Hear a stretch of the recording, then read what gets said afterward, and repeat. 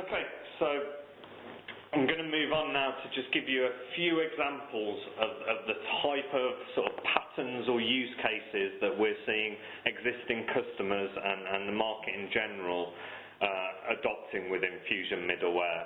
Now, most of these aren't, as I said earlier, I think that the core of Fusion middleware is the SOA and process management, probably with the UI aspects, really leveraging that and adding to that. So a lot of my patterns are very much around SOA and process management.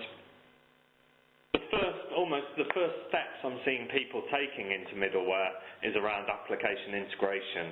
So this is, integrating maybe Oracle Financials with maybe your bespoke CRM system, or maybe integrating your bespoke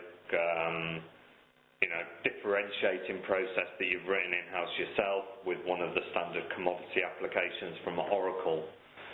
Traditionally, you may do this via interface tables or by direct point-to-point integration. There is huge value on actually, instead of taking that point-to-point, actually building in a set of services in between these two applications.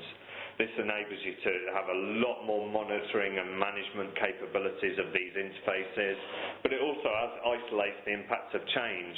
If you upgrade one application, all you'll have to upgrade is the services that are talking to that without actually upgrading the business processes or the fault handling framework or the integrations to the other end of that.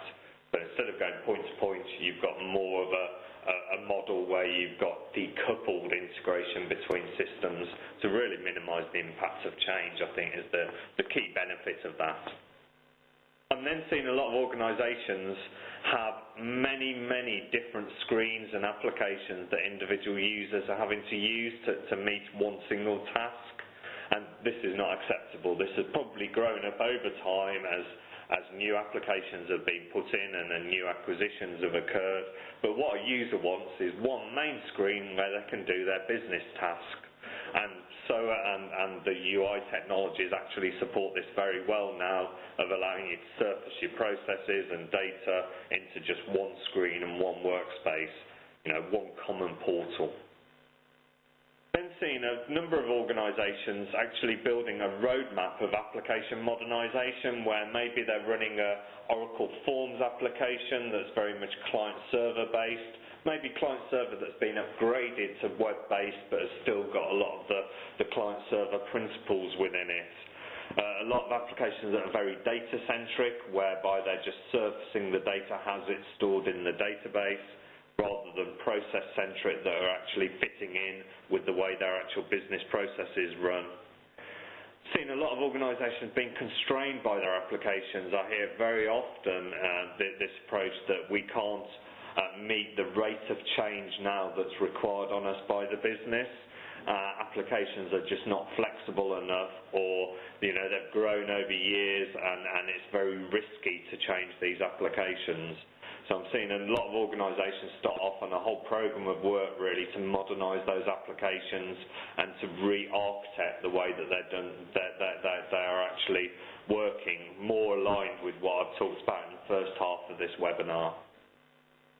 And definitely over the last 18 months, I'm seeing a huge increase in a number of organizations who have been driven with business transformation projects, business efficiency processes, cost-cutting exercises, and the need to automate and to improve business processes. Whether it's actually just to improve those processes to maybe cut down customer failure demand, customer complaints, or actually just for a better customer experience.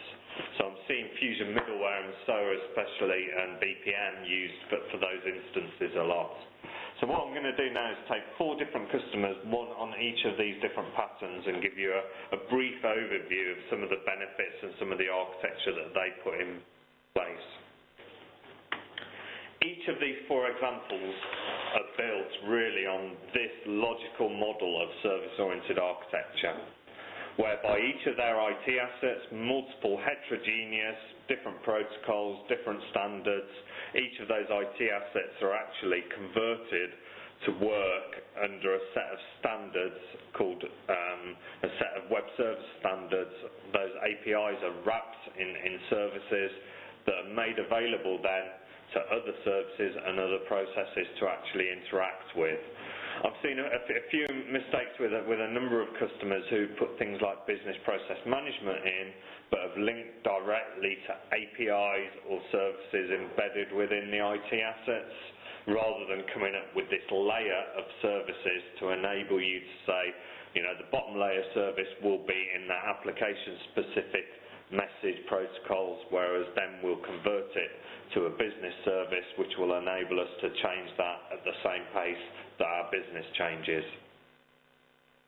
These processes and services then need to be exposed into a user portal. So instead of just making available the screens in the back-end applications to the users, giving them a portal and a workspace that will allow them to interact with those back-end systems, and making sure those processes, screens and services are actually modelled to match the business model, the business drivers and the business requirements, to enable us to actually implement business change a lot faster, either in the process layer, the service layer, but not in the back-end IT assets. So it's a lot easier to change the processes or the services than it is to change the legacy applications. My view is the bottom half of this is where really service-oriented architecture and SOA Suite kicks in. The middle bit is where BPM, whether it be the Oracle BPM Suite or BPOL, which is in SOA Suite, kicks in. And the top is where you can really leverage this technology by implementing business process improvement techniques to make sure you've got the right design of those processes.